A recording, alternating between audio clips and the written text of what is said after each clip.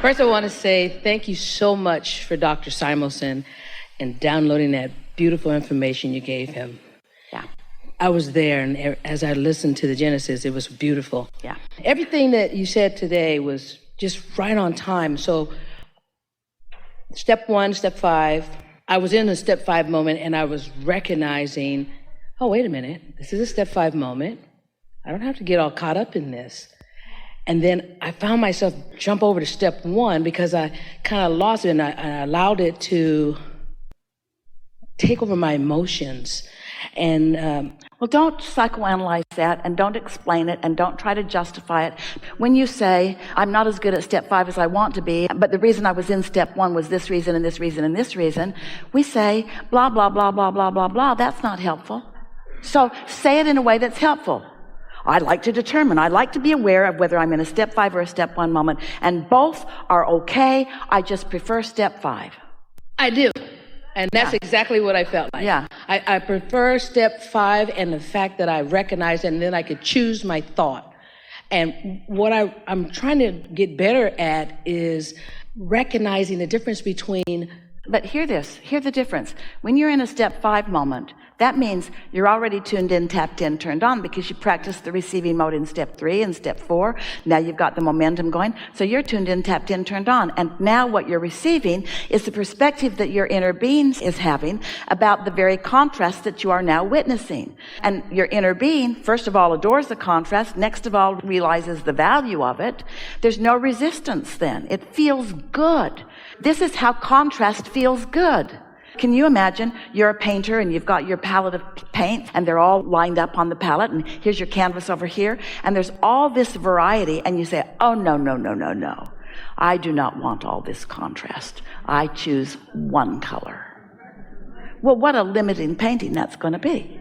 That's not going to be a satisfying painting at all. Contrast is variety. Resistance is something else altogether. And step 1 moments often are those resistant moments where you make some of the contrast unwanted and push against it. And so instead of it going away, it just comes more. Where a step 5 moment is realizing that there's contrast and you can choose from it the colors of the palette that you want. And I guess where I'm getting confused at is I'm seeing that I can choose, right? But I guess I'm getting in the way with when I'm choosing, like, wait a minute. Well, a lot of you are too much in your head. And part of that is because as you come into this teaching and you want to be a deliberate creator, we've talked about so many things and you're trying to do them all at once. What we really want you to do is to realize that you took care of it in step 1 and we took care of it in step 2, and now it's time for you to just chill and find out what you can let in, and stop trying to justify the good that's coming to you through the behavior that you're offering. And most of all, stop paying attention to what anybody else thinks about what you're doing. Okay. Step 1, contrast caused me to put it into my vortex. Step 2, it's your job to take care of the rest.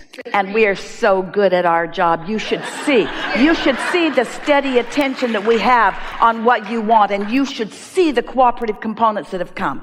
There's enough in there to keep you happily, joyfully unfolding for 20 or 30 lifetimes. It's big, big, big, big, awesome, awesome stuff in there. And so when I'm in that receiving mode and I'm getting these highs, and I'm on this stream and I'm flowing. I'm like, oh my God, that was so good. Oh wow, that was really good. And is there any downside to that?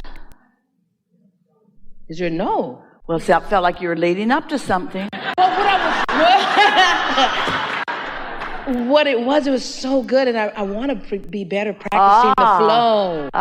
That's it. I just want to continue practicing the flow, and we give you permission to do being that. Happy. I understand that. I'm looking at being happy. We can't convince you that you deserve being happy. You've got to show yourself that you can be, and then just be it in the next segment and be it in the next. Esther discovered that she could not just be happy, she could be joyful in her closet getting ready. And then she discovered that she could be joyful in her editing of the recording for the Twice Monthly. And then she discovered that she could be joyful in her gathering her clothing and taking it to the dry cleaners. And then she discovered that she could be joyful in putting fuel in the car and getting it gassed up. She discovered that there's not joyful things to do and not joyful things to do. There's just under the influence of joy, and therefore what I'm doing is joyful, or not under the influence of joy, and therefore what I'm doing sucks. There are people on vacation at the swimming pool fighting with each other. The last verse thing I think, that's the part that I think I was missing.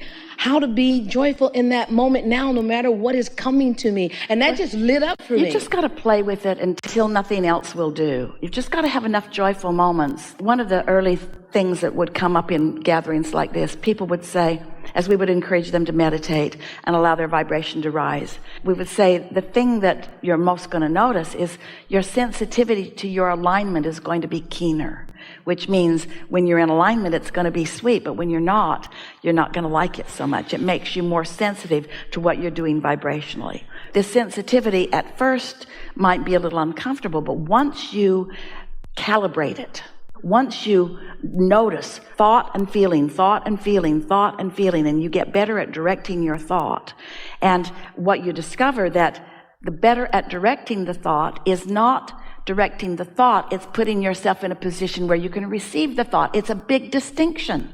Just decide that in this segment you're going to receive and that it's going to feel good. And stop thinking so hard. You know, when you think hard, sometimes after a gathering like this, you'll get together with friends who are here and who understand, and you just talk yourself into a hole.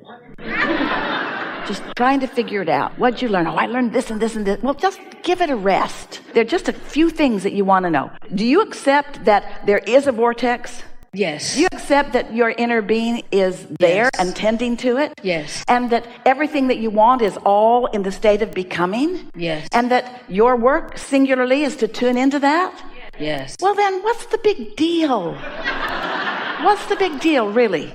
Stop letting things outside of me influence. And you know why you do that? Because you feel like you don't know this completely, but we do. You know it's there, you sense it's there, you sense it's coming, some of it's already coming, and there's a whole bunch of people in your life that haven't figured this out, and you're trying to factor how they feel about what you're doing into the equation. So then you're explaining it and justifying it and talking it to death and introducing so much resistance into your equation that you've got the whole thing all slowed down.